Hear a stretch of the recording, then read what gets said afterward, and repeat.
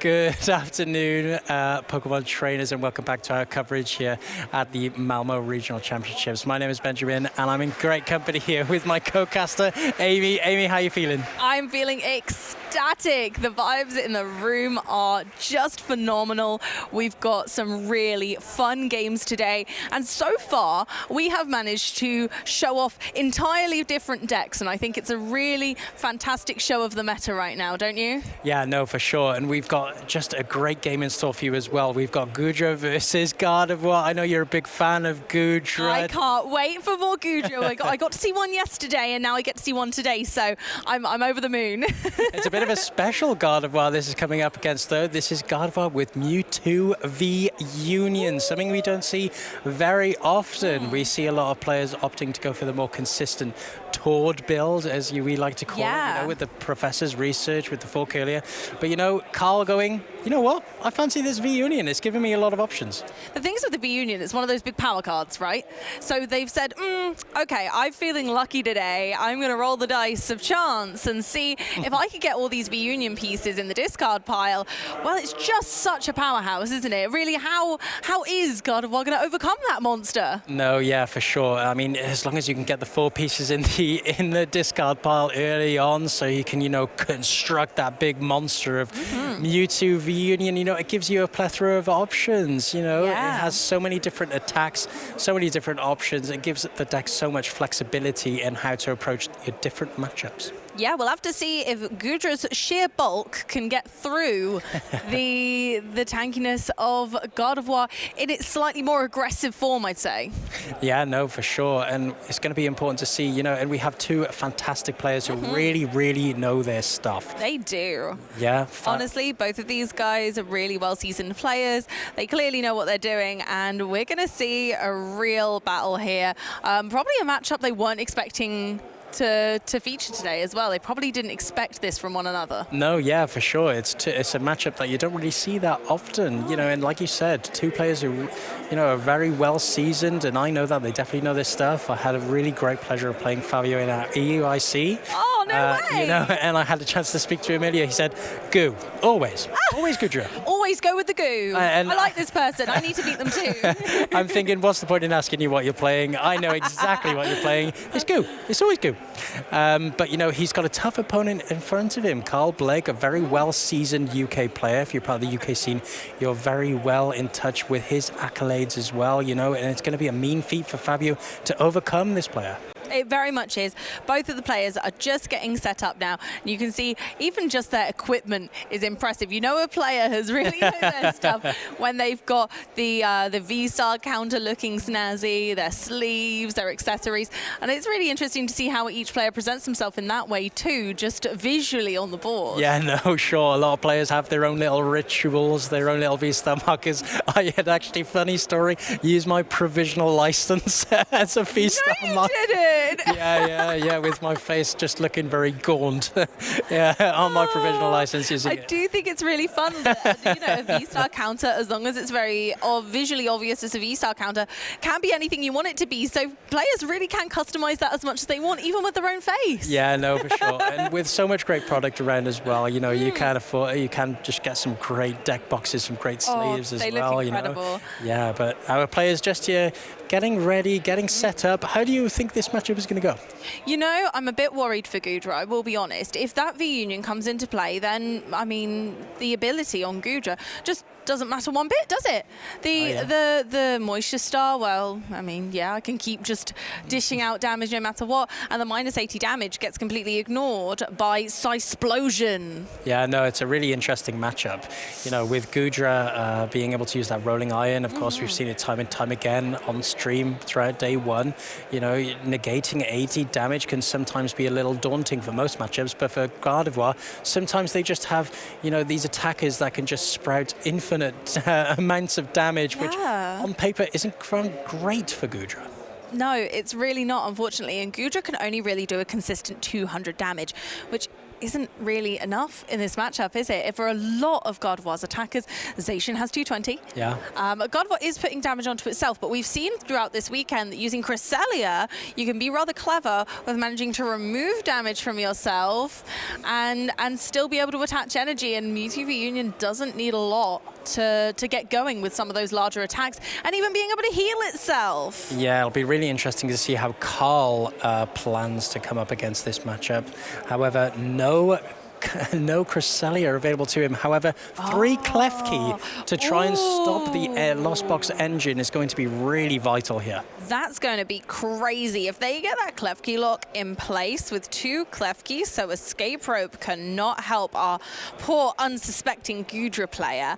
Yeah, it could be pretty crazy. Honestly, being able to shut down the Lost Zone engine has probably been pretty vital this weekend. We've seen a lot of Lost Zone. Yeah, no, for sure. Klefki was a really popular card that was being tested before EUIC, you know, with the ability to try and stop the basic Pokemon abilities, and of course Confe being the main part of that Lost Box engine, it's going to be only disruptive and give that availability to, say, Gardevoir or whatever deck is playing the Klefki, the ability to set up, no problem. And here we see Fabio's achievements just coming up on the board, such an established player. And here we see just top 64 at EUIC, top 128 at LAIC, top 32 regionals, special events top 32, and yeah, fantastic player, really well seasoned. And like I said, when a well seasoned player is playing a deck that, you know, they're really well established with, it makes a deadly combo. It really does. And you guys have to remember, there are hundreds and hundreds and hundreds of players at these events. These are all incredibly impressive accolades. They really have gone for it, and you can see that through all of these different very, very strong placements. And I imagine today could even be their strongest yet. Yeah, no, for sure. And surely we'll just see Carl's achievements coming up on the board. Like I said earlier, a very well-known player in the UK and Europe. You know, achievements, you know, coming here, there, and everywhere. Second at the regional Liverpool, EUIC top 64s, Lille regional top 32, top 16, sorry, and then Liverpool the top 32, coming in 32nd place. But, you know, both players, no stranger to the big stage, as I like to say, and here we see them getting set up. Oh my word, that is a glitzy set of prize cards, huh? Yeah, Carl likes the bling. It's burning my retinas as we speak. Honestly, looking at the prize cards though, in all honesty, neither are that bad. Carl's a little bit limited on energy and Curlier search, but we've seen similar prize cards from God of War players across the weekend, and it's not been a problem. Yeah, no, straight consistency. A lot of ball search, VIP passes, level balls, ultra balls, even fog crystal. You know, an older card in our card cohort, but, you know, able to be utilized by this God of War deck, being able to be flexible, searching out that basic psychic, searching out that psychic energy, and I'm sure we'll see it to full utilization by Carl here. Absolutely, but Fabio's kicking us off with the first turn of our match. Slapping down a nest ball, we are going in for the first deck search of the game, which for a Goodra list is really imperative. They need to know what their energy counts are and which Pokemon are safe to use. How many Comfey have they got? Have they got the Goodra V to V star easily? And do they have access to a Cramorant or not? So that first deck search really crucial. So I imagine he'll be taking his time, making sure that all of the pieces of the puzzle can come together to face Carl. Yeah, I imagine Carl will be wishing that Ralts would be a Klefki, starting to disrupt Fabio already in the early stages of the game. You know, not being able to use flower selecting will be massive in this game for Carl. However, you know, like we said, the first deck search, and it's interesting to see how Fabio approaches this. Does he know what Carl's playing? Does he know he's playing the Klefki? Because for me, if he knew he's playing Klefki, take full advantage of this board state. Yeah. Take full advantage of the Ralts start and try and get those multiple flower selectings off as soon as possible. Now, I think Fabio's made a really interesting choice at Goodra here, because Goodra isn't exactly well known for needing Mirage Gate. Yep. So a Gudra can quite happily be slow attached to. If Fabio can just start attaching energy to that Gudra right now, the Clef Keys will be relatively ineffective. The Lost Zone is not essential to Gudra's build. It's just a facilitator for different attacks and a facilitator for late game Gudras. Yeah, no, and I'm sure we'll see the full effect of Melanie here. Like you said, it doesn't have to depend on the Lost engine, so to speak. It can depend on those Melanies to get the attachments and get up and running with the rolling iron. However, we see here just the deliberation as to what to Lost Zone, and chooses the Gudra V-Star. Ooh, having a very quick look at this Gudra list, I really like it. I'm a large fan. We've got 2 Melanie and a Raihan, so very similar to the build that I was putting in for this tournament that I thought would be fantastic. But the big difference I notice is that he's playing past the peak. Yeah, and just to so to speak, you're a Gudra fan? I didn't know. I know, right? you hide it so well. I know. I'm you so hide good. it so well. But no, yeah, like you said, the path to the peak is going to be really, it's interesting to see how he utilizes this. And again, fantastic against the Gardevoir. If the Gardevoir is not able to use their Psychic Embrace, going to be massive. And we see here the Peonia from Carl. Peonia so integral to this deck, just in case one of those legs of the Mewtwo reunion ends up in the prize cards, just because Carl will have to access all of those pieces to be able to get it up and running. And here we see the deliberation as to what's to put back in the prize cards. Unfortunate thing about Peonia, you have to replace those cards that you're picking up, unfortunately. Oh, so upsetting. Yeah, unfortunately. And here we see the Shining Arcana Gardevoir, I believe, with a Psychic Energy and the level ball back, yeah. Peonia is a good choice for this deck, but luckily for Carl, they don't have any of those reunion pieces in the prize cards, and they've managed to start really strong with a Battle VIP pass that I think they're debating the Clef Key. They definitely have ways in their hand to get more basics out, so this isn't the only choice they're going to be able to muster. I wonder whether they'll bother with the Clef Key or think to themselves, you know what, Gudra has other ways of attaching energy. This is going to be ineffective and a waste of my time because it shuts down their own abilities on basics. Yeah, it's interesting to see if he opts for the Clef Key here, just because it's only really effective against these Lost engines if you put 2 down. It's so easy to get around with Lost Box with say, an escape rope, and here we see the second. So, just defending himself against the escape rope. Oh, you're going to escape rope? Oh, well, unfortunately, I've got another Mischievous Lock. That rope on isn't that saying bench. nope today. Yeah, exactly. So here we see Carl just looking at the hand. I don't know if he's going to research here, just because he does have, it's a manual attachment. That energy does have to go into the discard he needs pile. to discard his energy from the roll. Yeah, so we'll just get a judge on that soon. And of course, just with that 2 Curlier in hand, he doesn't want to get rid of those resources. He doesn't want to be using that research. But we'll just get a judge check on that Psychic Energy, because he does have to discard that energy. If he's going to be using that attack, on the rolls. Oh, did you use Teleportation Blast? Burst, sorry. Yeah, so 10 damage on, I always forget that it does that. It jumps back to the bench. We love a good hit and run attack. Yeah, it's the optimal rolls. It's the optimal rolls that people will be picking for these Gardevoir engines. And here we see Fabio just taking his turn here, opting to attach to the Gudra. He's wanting to get that rolling iron straight in the active and up and running. Here we see the Colress come down, and also just debating playing the Cramorant, maybe able to take an early prize, but of course that Cramorant isn't going to be very effective against that Clef Key. The ability Lost Provisions is going to be down against the Clef Key, of course, and here we see the research with the 2 Curlier coming down. Carl's up and running.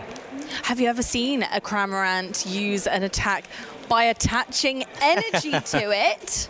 No, I certainly haven't. It is an option. Definitely not on stream. But no. It will be an option to him. Mirage Gates can be used. And there's that first reunion piece coming into the discard pile and drawing into another.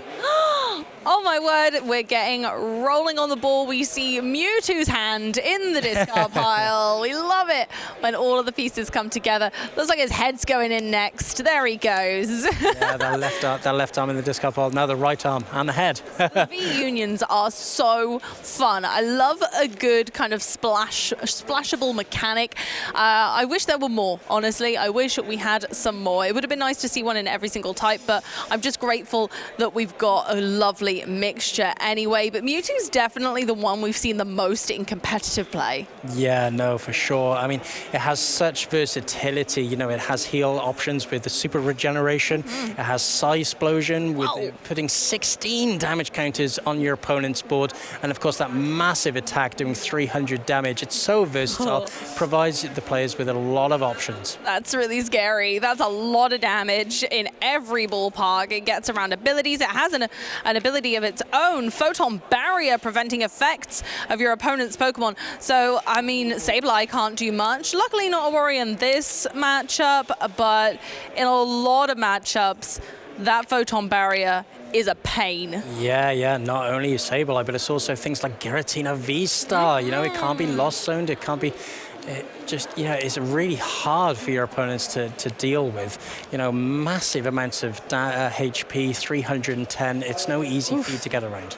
No, certainly not. Nothing to shake a stick at. We need to make sure that every piece of Goodra is ready to deal with that monstrosity, because it is a potential in this game. Carl seems to be really reliably getting those pieces of Mewtwo into the discard pile.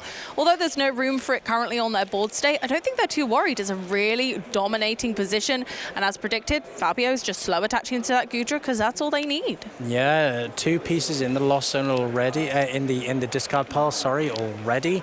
You know, it's going to be advantage Carl in that respect, but Rolling Iron up and running here, the escape rope. Fabio's going to be taking the first prize of the game here with Rolling Iron. And getting that fantastic ability of the secondary effect of Rolling Iron, preventing 80 damage, opting to take out a Curlier to reduce Carl's discard power. That's really clever. Yeah, for sure. He does have 2 Rolts ready to be evolved, and he does have Ultra Ball in hand, so he does have a plethora of options available to him, but I think he wants to be using that Ultra Ball for more V-Union pieces to get into the discard pile. But interesting to see here what he promotes, and it's going to be the Klefki with the energy for that free retreat, and it's draw, and it's on the other side of the door for Carl. Yeah, back to Carl's turn using Klefki's Mischievous Lock ability. I love that in Pokemon Pokedex entries, Klefki jangles its keys angrily at its enemies to intimidate them. And I feel like this Goodra's feeling pretty lax about it. It's like, oh, don't worry, Klefki, I'm not ready to use my ability yet. Yeah, these keys not shy to get into the action using that Joust last turn. That Joust attack last turn. And here we see optimal draw from the Refinement, getting into another V-Union piece. They're going to be Ultra Balling away that other leg. That's 3 pieces of V-Union, right? Yeah, he's only 1 piece away now. Woohoo! Oh, no. Oh, is it in hand? No, I don't believe... Oh, is that discard? Yeah, that's discard. God, I was thinking they had it there. I was thinking, my word, just opened up a space. But we're not far off that critical moment. I wonder, timings-wise, when is the optimal time to reveal the V-Union on the bench for Carl?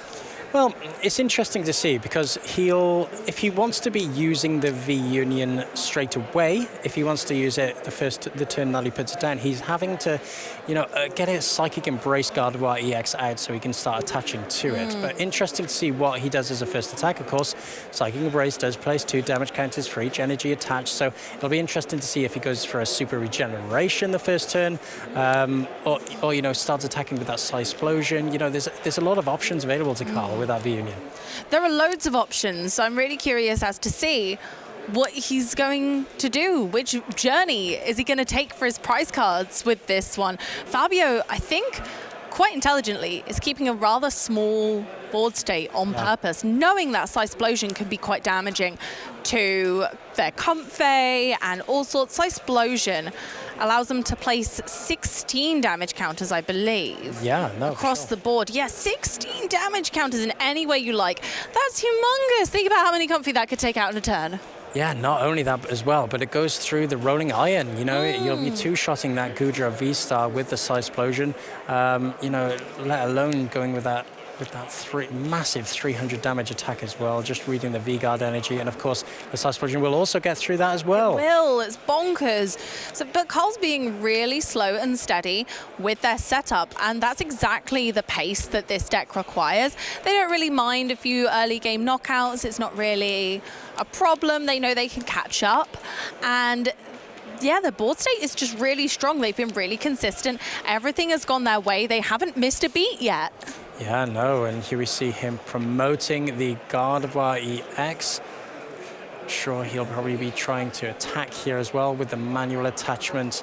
And here we see the first big attack here from Carl with the Gardevoir EX. Miracle Force doing 190 damage. However, it's going to be negated by Rolling Iron. And that path to the peak going to be stopping that Moisture Star. Yeah, so it'll do, what, 110 damage. So that's still a really good amount of damage to be putting on a Goodra when they have other fantastic attackers like the Astral Radiance Gardevoir, which is only a basic, single prizer Pokemon, which they do run in their deck, as well as the Gardevoir EX and the V-Union. So their attacking options are really broad, even with the lack of some other powerhouses we've seen, like Zacian. Yeah, there's not much, unfortunately, going on in Fabio's hand on the other side here of the table. Having to use Rolling Iron, put down the Beach Court, having to use having to use the Moisture Star ability to try and stay in the game. But unfortunately, like I said, not much happening. Attaching the Choice Belt there, trying to thin down his hand, and here we see another Rolling Iron.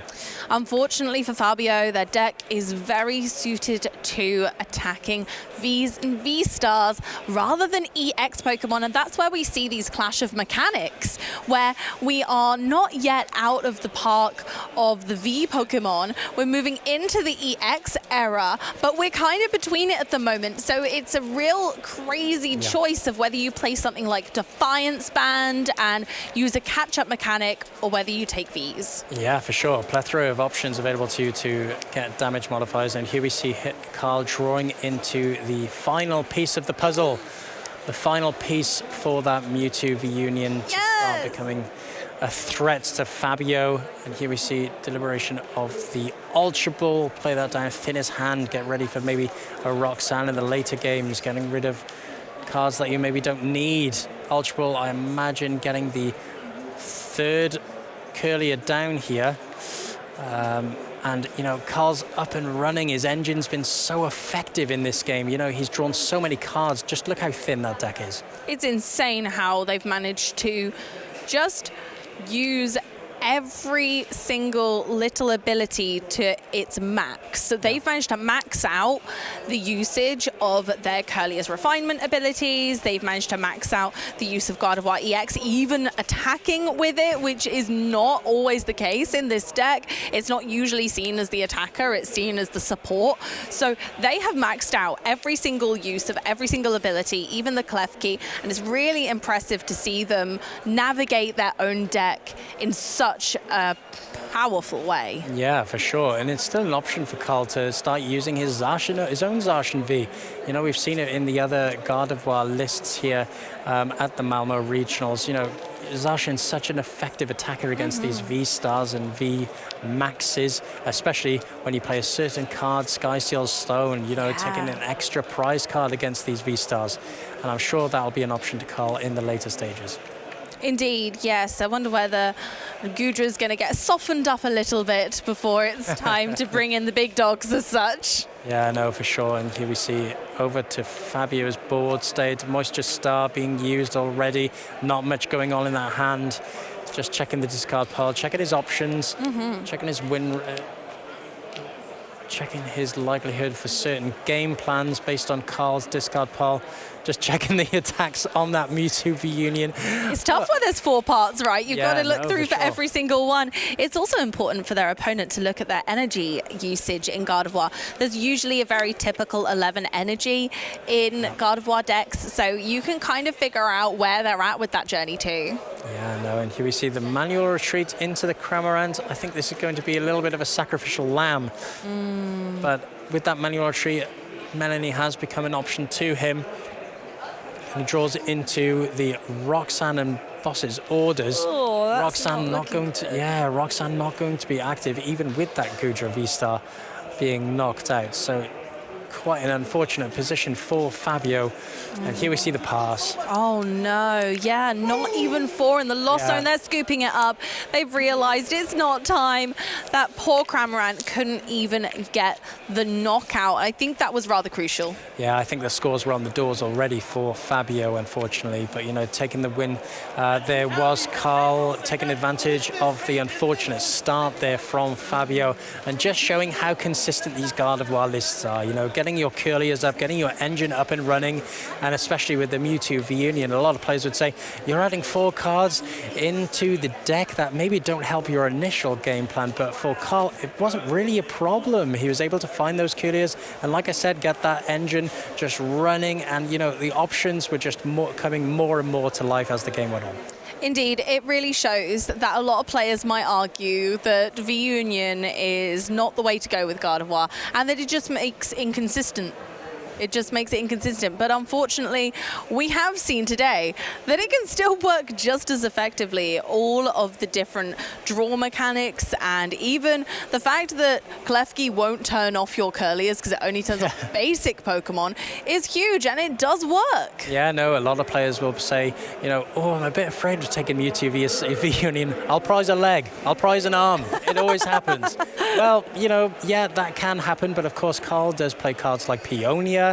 He plays other attacking options to start accessing that discard, accessing that prize card pool. You know, he does play the Zacian V. You can start taking knockouts with the Gardevoir EX, as we saw in the last game, and our players are ready for game 2. I guess you could say that it won't cost an arm and a leg to put a V-Union in your deck after all. Well, I don't know about that, but here we see the prize cards coming down. We see the Comfey, the Melanie. An unfortunate prize card there for Fabio. It's going to be highly dependent on in this matchup, especially if Carl's able to find those early Klefkis. Indeed, we'll have to see. I think Carl's prize cards are the scarier ones, right, in this matchup. Yeah, although they run Peonia, she still only lets you look at 3 of those cards, and if you don't pick the lucky 3, you don't see it. They only run the 1 Peonia. They do run Palpad, so there is a second chance at that. And the lovely thing about Peonia is you don't shuffle your prize cards afterwards. You can put them down in order that you are able to remember. No, yeah, you're 100% right. And some people out there have definitely been in the unfortunate position where they've Peonia'd and picked the wrong 3. Unfortunately, it's not cards like Gladion where you see the whole 6 or town map or anything like that.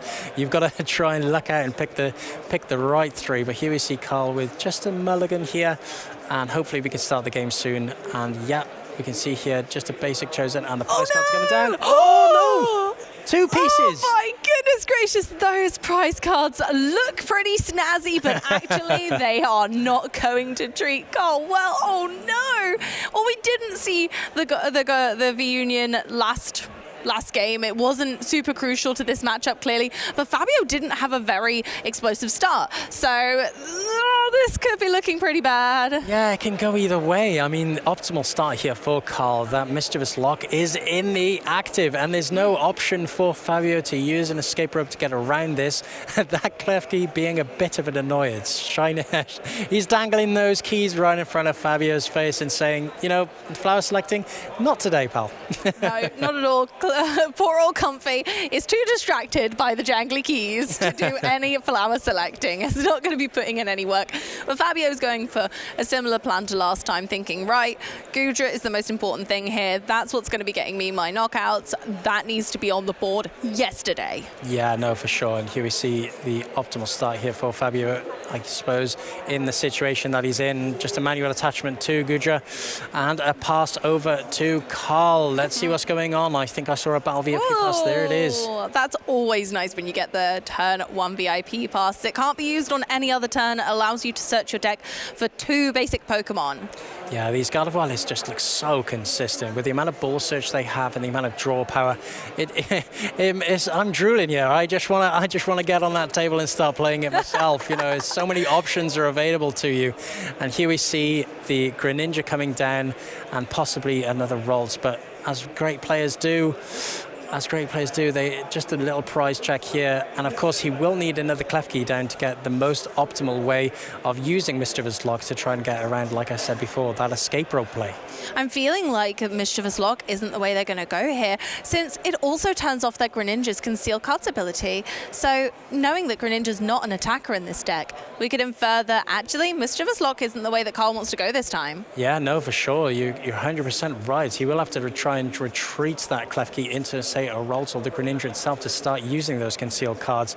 So that Battle VRP pass coming down, and I imagine that Fog Crystal also. And Fog Crystal's such a good card in this deck, you know, as I said before, so flexible.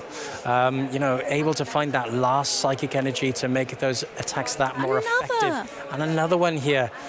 Searching out the other clef key here as well, just preventing that escape rope play from Fabio and just making those Mischievous Locks that more effective. It's a double assault here. We're going for both tactics. I repeat, both tactics are being employed. Whatever next? Imagine we're seeing a massive joust here. But important to just mention there's nothing else in Carl's hands. Those three cards are are not that great. It's just I think it's a V-Union piece, a Gardevoir, and a Psychic Energy. No Curlier to speak of, and no options to get them either. The only thing they could do if this Klefki survives the turn is to use the energy they attach to retreat and then activate Greninja and then conceal cards the Psychic Energy. So there's a little play, but not much. Yeah, there's an option to him, but I'm supposing he's going for the delay play here and just waiting to see what he top decks next turn. And here we see Fabio making that deck search with the Ultra Ball. Melanine now live with the water energy in the discard pile, opting for his own concealed cards here. I think when you see that Carl has benched the Greninja, you might be able to think to yourself, actually, he's going to let me use that at some point. Otherwise, there's no point in putting his own down. So surely he's going to let me. He's going to break that key lock. Those keys are going to unlock and let me use my abilities soon. Yeah, and here we see the boss's orders out of the poker gear, meaning that he could have got around the Mischievous Lock, but opting to get through the deck a little bit more and going with the Chorus's Experiment. Yeah, Fabio seems to have a much, much stronger start this time, even with the amount of basics in their deck that they're going to have no access to at the moment in regards to their abilities. Generally speaking, their deck doesn't need to worry too much. It doesn't need to go fast now. It can go fast later, and I think they've definitely taken the hint that they're eventually going to be able to. So picking out of their Chorus cards, they've already decided not to go with the Battle VIP pass. Yeah, he also didn't see the boss's orders also in hand, so that option of getting around the Mischievous Lock was always available to him. But I think he's deciding, there's no immediate threat to my board here. I can opt to go through my deck a little bit more, find optional pieces for later turns. And here we see, unfortunately, no attachment to the Goodra, and it's just a pass. Wow, that's really unfortunate. But next turn, hopefully they'll have a bit more of an explosive start. Their hand doesn't look that bad. I feel like they've got some momentum here, but they're choosing to take it slow and steady for the time being and let Carl set the pace of the game. Yeah, no, he does have that Judge in hand, ready for next turn. The judges aren't afraid of getting on this big stage. We saw plentiful of judges in our last game as well, so I'm sure Fabio's eyeing that up as a play for next turn. But here we see Carl just deliberating what to do here. And we hear, yeah, you were correct. So we see the manual retreat into the Ralts. So Mischievous Lock no longer an option. But the problem here for Carl is that, Mischievous Lock is no longer an option, and he has those two Klefki on board looking pretty vulnerable.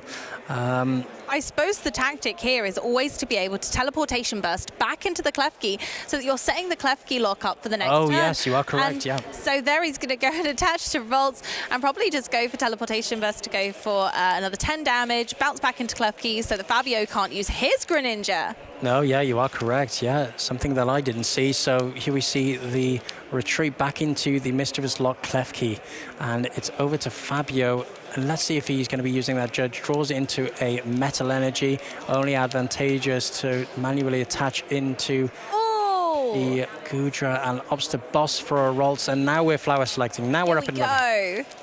Looks like Cramorant might get a time to shine yet. Yeah, for sure. 3 in the Lost Zone so far, 1 more to go to activate their first Lost Zone mechanic of the game.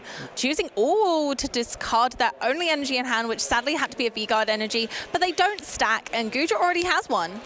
Yeah, and here we see the manual attachment to the Gudra. I think he was hoping maybe for a Melanie or possibly more ways to get through that deck, but unfortunately that boss now being used, and unfortunately no other option other than to judge next turn. But here we see the pass, and now it's game Carl, I suppose.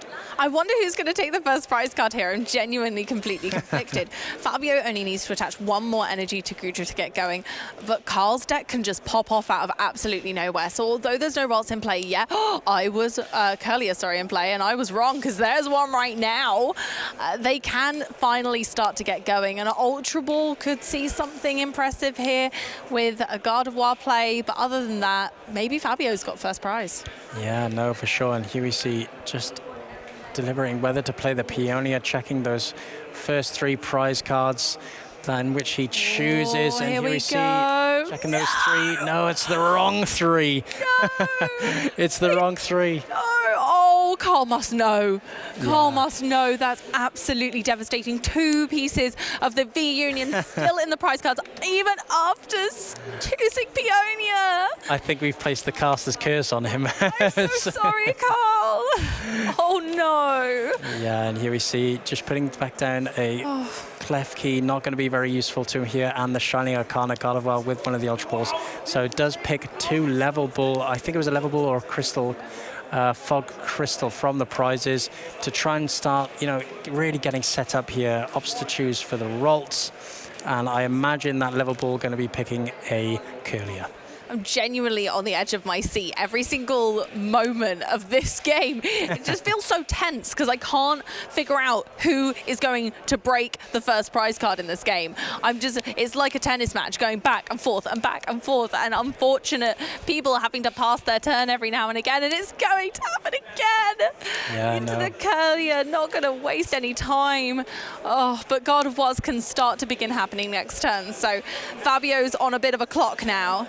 Yeah, Carl's in a much better place now, with 2 Curlier on the board, 1 more Ralts, 2 Clef Key, the escape rope play non-option for Fabio. He's going to have to boss to try and get random Mischievous Locks, as we mentioned a number of times. And here we see the pass into, and now it's game Fabio. Only 1 piece in the discard pile for Carl. But yeah, a fantastic, board state here for Carl at this stage of the game, and hopefully he can get up and running and, like you said, start taking some prizes next turn. And there we go, there's a Melanie. She's coming in clutch now. Gudra's ready to rumble, but can they get Comfey out of the active? Yeah, so he does have manual retreat as an option to him.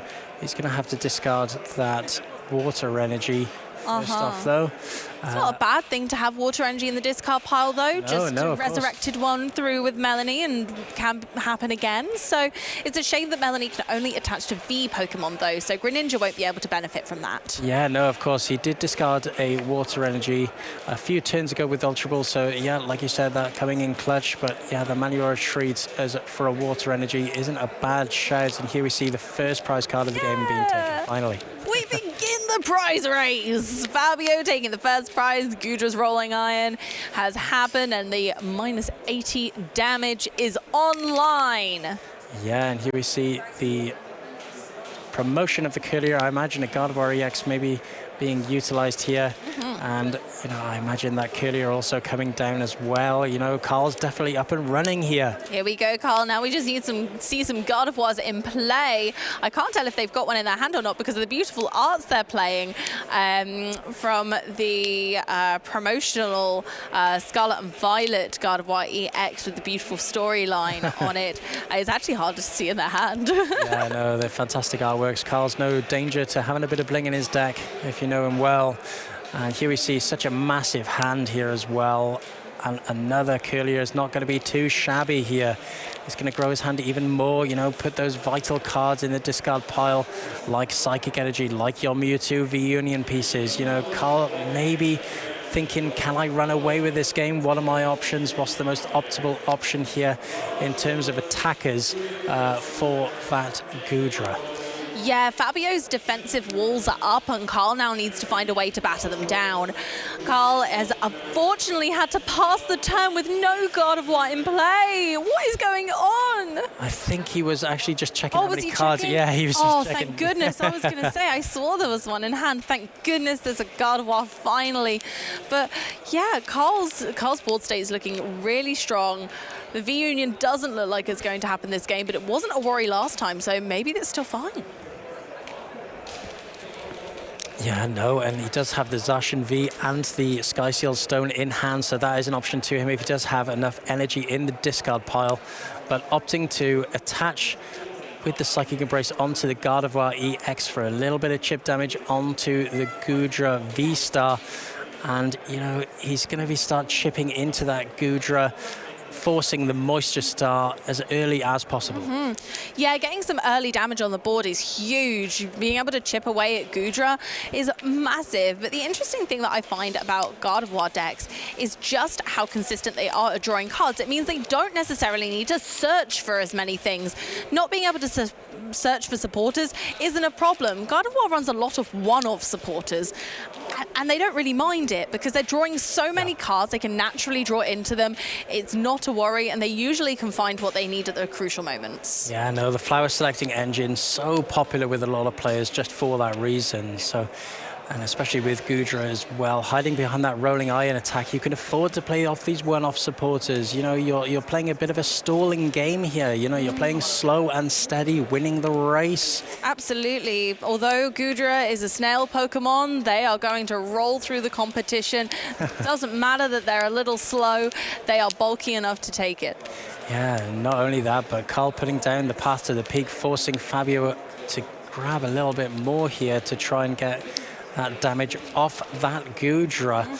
And interesting to see how this is played out. So Nest Baller for another Goodra as a just in case here. Another attacker on board, not too bad for Fabio in the setup. Just preparing for maybe the eventuality for this Goodra being knocked out. Path is a really risky play for God of War, don't you think? Turning off their own Psychic Embrace ability so they can't attach cards from the discard pile to their Pokemon, so they don't have the accessibility of their own energy acceleration while Path is in play. Yeah, no, he is depending on this God of War EX, doing a lot more damage than maybe intended if the path to the peak is staying in play. Of course, like you said, shutting off the Psychic Embrace ability if he can't get rid of that path, being unable to utilize that. But at the moment, I'm sure he's feeling pretty safe. He can hide behind this God of War EX if he is to put that path to the peak in play. Yeah, and he still has retreat cost available on God of War, knowing that Fabio doesn't really have much available to them to do bench damage right now. They've turned off Greninja's concealed cards, they can't use Mirage Gate yet, so they can't currently Moonlight Shuriken, which is, I think, the only accessibility to any sort of bench damage that Goodra has at the moment. Yeah, I believe I saw Temple of Sinnoh in hand, so he can get rid of that path to the peak. Manual Retreat with the Gardevoir can also increase the amount of Psychic in the discard pile. And at the moment with Goodra, with that little bit of chip damage, it means that the Zacian will need less to use that Storm's Restored. Indeed, a chip on Goodra's shell can be very scary. Yeah, without being able to Moisture Star, actually, it can be quite vulnerable in that moment.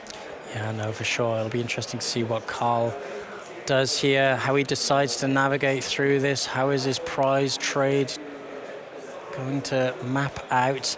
And here we see just getting the Volts out of the discard pile. He does have Serena as an option to him. However, the Gardevoir EX not doing enough to knock out that Goodra V, opting instead maybe.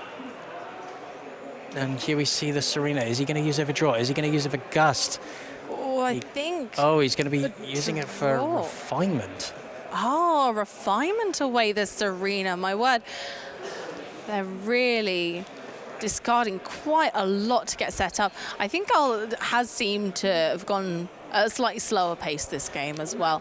Fabio, their deck's always going to work a little slow. It's not one of the turbo Lost Box engine. They have less switch cards and less utility within that. They can't kind of utilize some of the stronger Lost Zone cards like Vacuum, because they just don't have the space for it. Yeah, no, for sure. And we see here Psychic Energy finally hitting the discard pile. There's only 3 in there at the moment. I'm sure Carl would like that to be a little bit more. So here we see him just doing a little bit of calculation with the card of REX, of course, works in 30s a lot of the time. And also you're having to calculate damage as well that you're putting on with Psychic Embrace. So here we see, the Zacian coming down. Is he going to be using the Sky Seal Stone? Ooh. Yes, he is.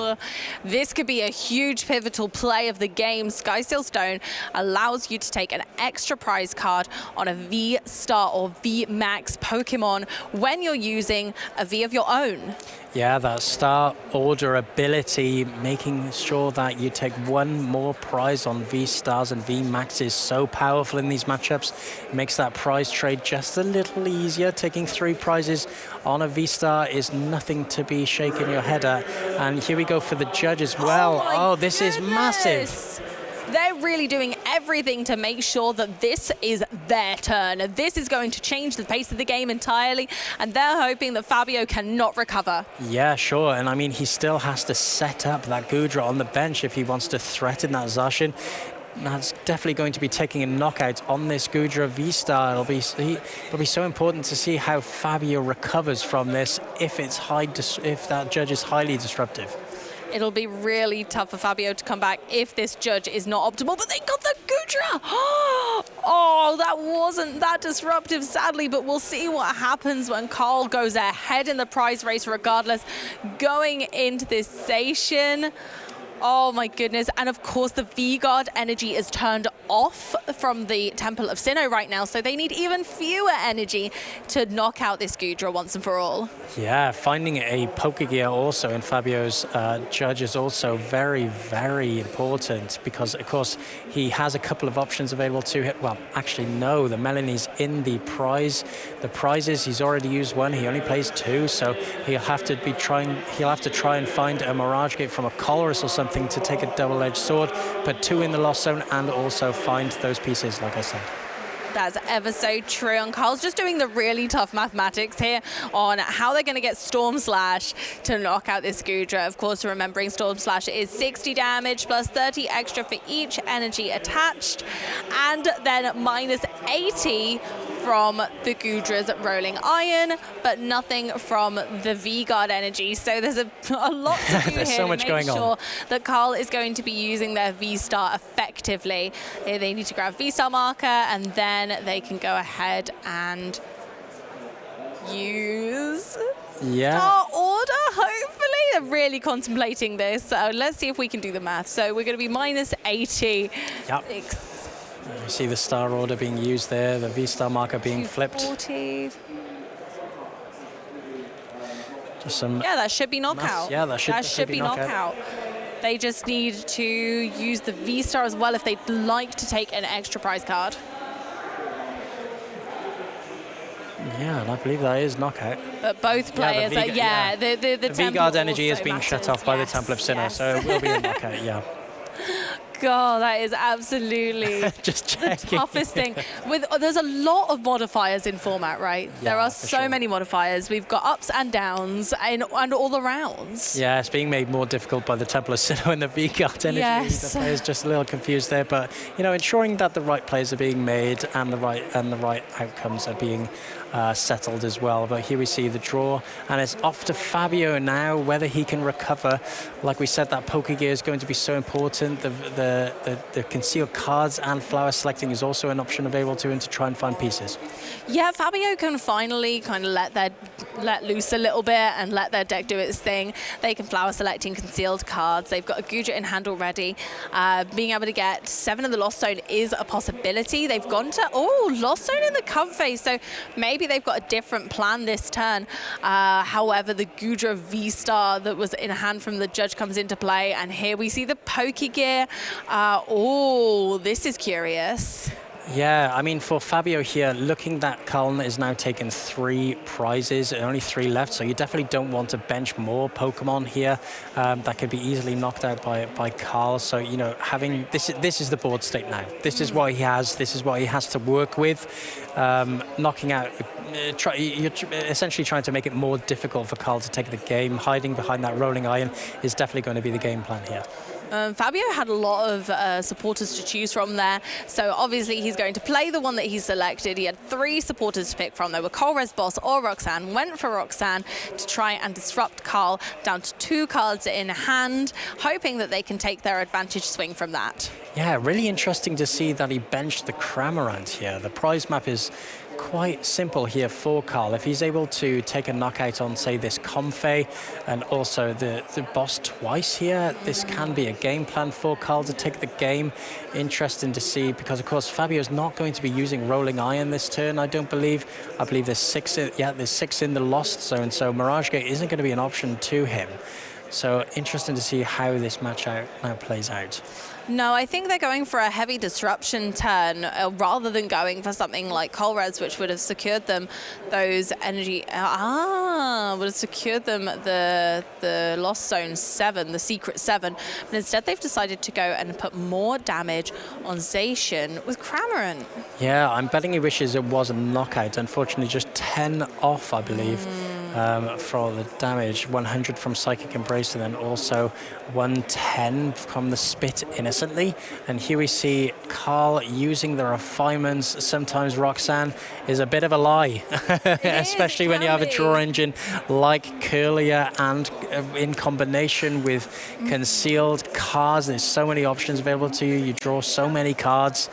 You know, and he's going to be hoping, I would have thought, for the boss's orders on that Goodra V-Star. Yeah. And I think that would be all she wrote if Carl is able to find that boss. I think Fabio has played really cautiously, thinking maybe the V-Union could pop out. Yeah. Whereas we know it's not an option. Whereas Carl really has a commanding board state, regardless of not being able to use the V-Union. It clearly has not impacted the consistency of their list, and like you said, Roxanne is really not that crazy when you can just draw loads of cards regardless. Yeah, not as effective when you're staring a couple of refinements and concealed cards as we see here, but unfortunately for Carl, unable to draw into the boss, or the Serena I should say as well, as an option to gust that Goodra V-Star. Just a little check of the discard pile from Fabio, just checking his odds on finding such gust. I don't believe there were any in the discard pile. Unable to see amongst all that bling. And here we see the Ultra Ball coming out to try and thin out that deck. And as we say, Amy, as we always love to say, thinning is winning. It very much is. Making sure that your deck only has what you want in it and none of the bits and bobs that aren't really useful at this stage of the game is essential. Yeah, and I mean, taking the knockout on the Cramorant is not a bad shout here. You know, it's still keeping ahead of the prize race. And unfortunately for Fabio, just one Goodra V-Star being knocked out here will mean him losing the game, sorry. And here we see the first flower selecting. I think it was a Path to the Peak, which could be disruptive to Carl, shutting off that Psychic Embrace ability, like we said, you know, and forcing Carl to find an out to try and get rid. Now, I've just had a little cheeky thought. What if Fabio takes 4 prize cards on this turn? He can take it with the Moonlight Shuriken. Yeah, if he's able to find that, that could be massive. If he has just hit 7 in the Lost Zone, so Mirage Gate is live. Mirage Gate is live. Oh, they've gone into Goodra, which is such a shame, but it might be a late game, because if they take 1, let's say they take the Klefki here, right? Yeah, I don't believe... I don't believe there's enough energy left. They can't do it. That was such a shame. It would have been fantastic to have seen. I truly believed that there was a moment there they could have swung that back. 4 prize cards in 1 turn could have happened if the Greninja was a possibility, but it looks like it wasn't on that turn. Yeah, Mirage Gate, unfortunately, only effective when you have the outs to use the energy in the deck. Unfortunate for Fabio, but Carl able to capitalize on the unfortunate start, and of course the mischievous lock being as mischievous as possible. It was. Adding that added little spice of disruption to Fabio in trying to set up for the game. Absolutely, and just being able to have a consistent God of War list, even with that V Union, so the naysayers can pop off now, because we've proved it to you today that even a 4-card package can not really matter that much. We didn't see the V Union at all. It can work. It would have been so strong in that final game, but they didn't need it. Carl is good enough without it. It's probably just useful in quite a lot of matchups other than this one, but it clearly wasn't essential. No, those V Unions saying, look at us in the discard pile. We're ready. Use us. We're a threat. I dare you. I quite like that, though. It's like a threat. It's just there, lingering. Your opponent's thinking, is that, are you going to use that, or are you just going to, is it going to stay there? I quite like that. It's just an intimidation factor. No, for sure. And there's certain game plans that I didn't see. The teleportation burst on the rolls, a great little partner for Klefki. I like that. A fantastic partner for zipping Klefki. back into it. Yeah, we used to see it in the Miraidon with the Reggie Alecki being able to retreat and do the damage. But it's so easy to forget that Roltz does that too. Yeah, of course. And so it's a reason why I'm on the desk. Put it that way. And Carl able to put his finger on the pulse and say, you know what, this is a great partner. Why aren't people playing this? Yeah, absolutely. And they've proved it today that it's still really relevant in the meta. I think people shied away from it for a while thinking, no, I want to go consistency, not power. But actually, I think we've proved that you can put those power cards in and it can bring you to day 2. And not only that, but sit you on a very nice record heading towards top 8. Yeah, Carl looking fantastic now for a top 8 finish. Another couple of wins will secure him, I believe. If I'm not mistaken, don't judge me on it if I'm incorrect, but I believe you'll have to draw 4 cards. Yeah. Ooh. But I believe he is in good running, and all credit to him. He's taken a deck that a lot of people said nay to. They did. And taking it to a very good finish here.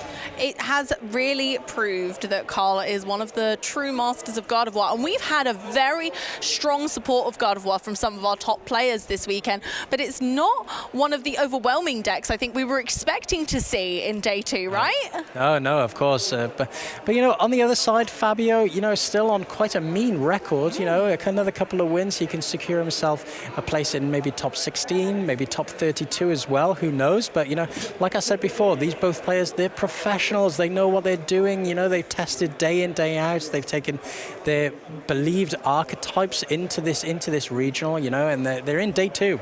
They've got fantastic records. They're here for a reason. Yeah, and their days are certainly not over. No, not at all. And these players are, they've just worked really hard. I'm really sad to see that Gudra hasn't performed well on stream this weekend, but it has got to day 2, so it has been doing rather well. Yeah, no, for sure. And I'm sure another couple of Gudras will be slipping and sliding all around top 8, trying to sneak in maybe amongst all those Gardevoirs, those Mews, those Lugias.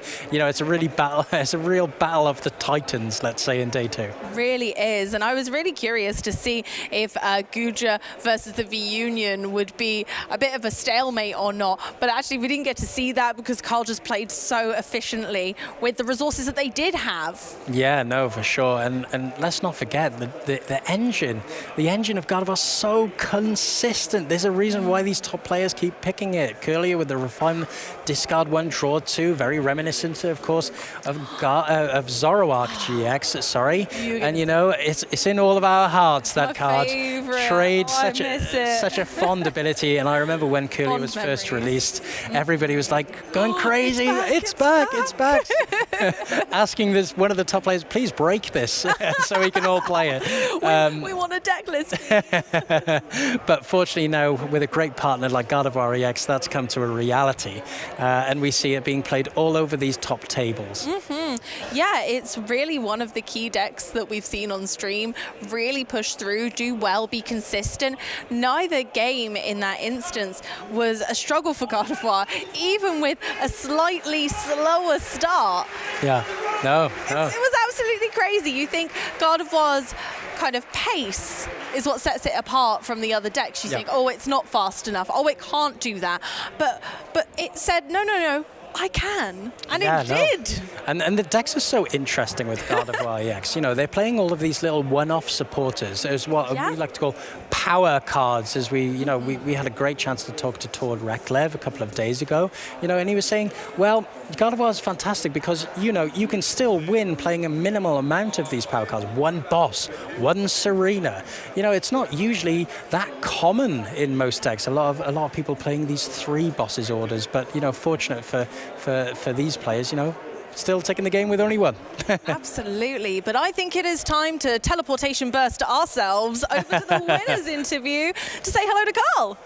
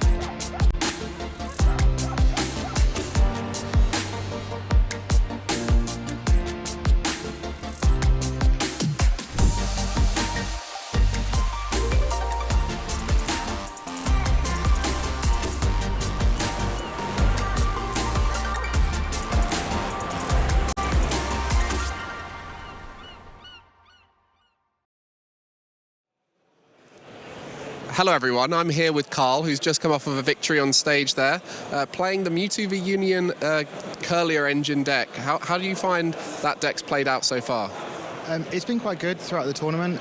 It's been a bit of a struggle when you come up against the mirror and you just have to hope they have a slower start because you don't play Rare Candy, you don't have any options for the Cresselia, and it's just like, okay, I just need to really hope, and you can play a longer game. I think the Mewtwo gives you a lot more versatility during the late game. I mean, I forgot to ask for people at home, how are you doing? Because we've just been chatting, catching up a little bit, but how are you doing with this whole tournament? Tournament's going quite well. The season has been sort of quite poor. I took a bit of a break. I had my partner had a baby. Congratulations. Thank you, which is quite nice. So it's been, obviously he's the priority at the moment, sort of taking down from that and sort of give Pokemon a bit of a backseat, but she was kind enough to let me come to this event.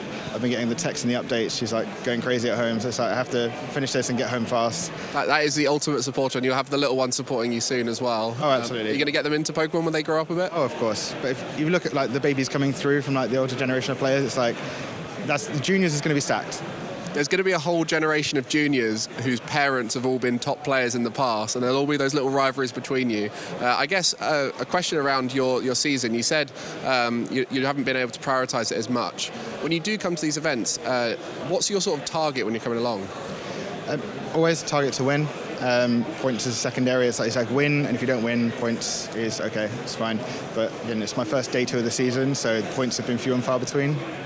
Yeah, I mean, we saw some of your record. I think it was Liverpool last season. You made it to the final, right? A couple of seasons ago. So those kind of experiences for you, you're expected to do well. With that, you have to be quite good at forming your deck. Now, I want to ask you a question. Why Sky Seal Stone over Forest Seal Stone? It's really for the Mew matchups and for some of the ones that you don't want to fall into Roxanne. If you can use God of War EX to KO a Mew or a Genesect and stay at 4 prizes, you don't fall into the Roxanne path. Judge path you can play out of, you get more cards, it's a better chance, but you don't want to fall into a Roxanne path and then just not be able to play the game.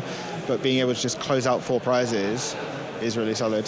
So a little bit of a slower build, and that's where the Clef Keys came in so clutch there. The end game, we saw a Cramorant attack in like turn 7 where there wasn't even enough in the lost zone.